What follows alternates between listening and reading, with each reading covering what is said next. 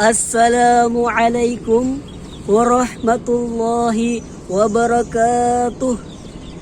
Alhamdulillahi rabbil alamin wal aqibatu lil muttaqin fala udwana illa ala zalimin. Wassalatu wassalamu ala asyrafil anbiya'i wal mursalin wa ala alihi at-tayyibin wa ashabihil gurril mayamin wa man tabi'ahum bi ihsani ila yaumiddin.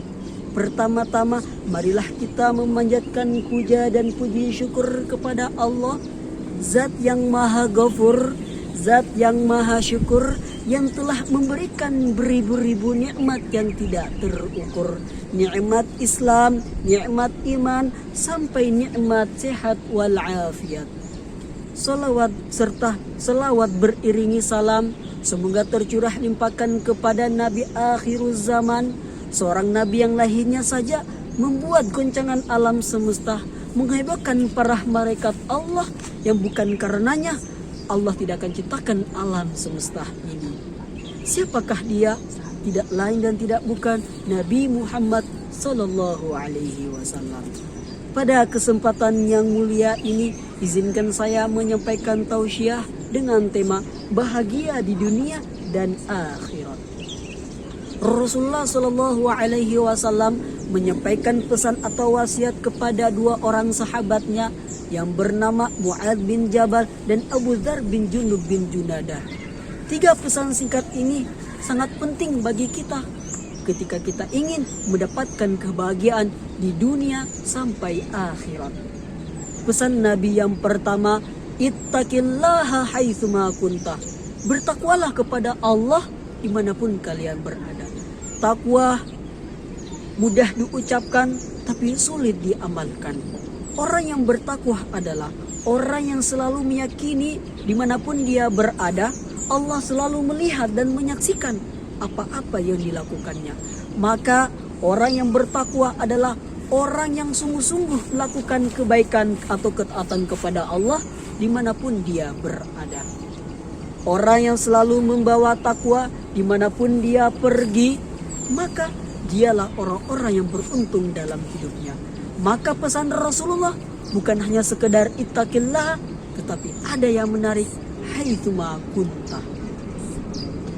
Seringkali kita merasa bertakwa ketika di masjid. Seringkali ketakwaan kita kuat ketika banyak orang yang melihat. Tapi ketika kita sendirian, malah seringkali kita berbuat maksiat. Maka ingat pesan Rasulullah, dimanapun kalian berada, tetaplah bertakwalah kepada Allah subhanahu wa ta'ala. Dan Allah subhanahu wa ta'ala janjikan kepada orang yang bertakwa dalam Quran surah At-Talaq ayat 2. A'udzu billahi minasyaitonir rajim. Bismillahirrahmanirrahim. Wa may yattaqillaha yaj'al lahu makhraja. Barang siapa yang bertakwa kepada Allah, niscaya dia akan mengadakan baginya jalan keluar. Dan ayat selanjutnya, wa yarzuquhu min haitsu la yahtasib. Dan Allah memberikan rezeki dari arah yang tak disangka-sangka. Pesan kedua kata Nabi, wa'ad bi'isai'ata hasanata tamhuha.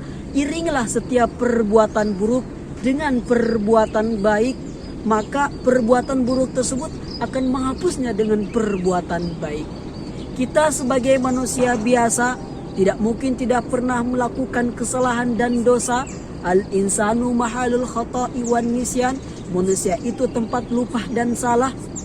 Tapi gak usah khawatir dengan dosa, karena kita manusia biasa.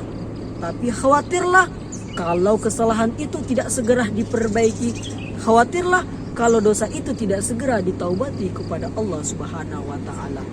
Surga bukan dimasuki oleh orang-orang yang pernah berbuat dosa, karena mustahil orang tidak pernah berbuat dosa.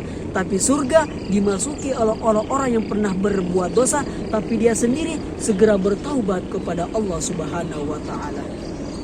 Maka kata Nabi, seluruh anak Adam itu punya salah dan kesalahan.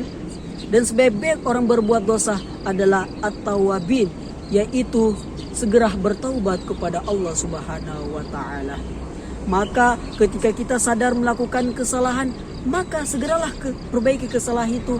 Kalau kepada Allah, kita segera bertaubat. Kalau kepada sesama manusia, kita segera meminta maaf. Insya Allah hidup kita akan bahagia di dunia dan di akhirat. Amin amin ya rabbal alamin. Pesan ketiga kata Nabi, wa khaliqun nasa bi khuluqin hasanin. Bergaulah sesama manusia dengan akhlak yang baik. Manusia itu dikenang dengan kebaikan-kebaikannya. Manusia itu ketika tidak berharga, ketika tidak memiliki akhlak yang mulia. Rasulullah Shallallahu Alaihi Wasallam dikenang sampai saat ini, dikenang sampai detik ini karena perilakunya yang begitu mulia. Orang mulia bukan karena harta, orang mulia bukan karena jabatan yang tinggi, karena sudah terbukti banyak orang yang memiliki harta, banyak orang yang memiliki jabatan yang tinggi, tapi hidupnya menderita, hidupnya rendah dan hidupnya tidak dimuliakan. Orang mulia karena akhlaknya, orang mulia karena perilakunya. Boleh saja orang yang tidak memiliki apa-apa, hanya sebagai masyarakat biasa, ketika memiliki perilaku yang baik, akhlak yang baik, maka orang tersebut diagungkan dan dimuliakan orang tersebut. Kesimpulan dari apa yang saya sampaikan ada 3 poin. Yang pertama, bertakwalah kepada Allah dimanapun kalian berada. Yang kedua, iringilah setiap perbuatan buruk dengan perbuatan baik. Yang ketiga, bergaulah sesama manusia dengan akhlak yang baik. Cukup sekian dari saya.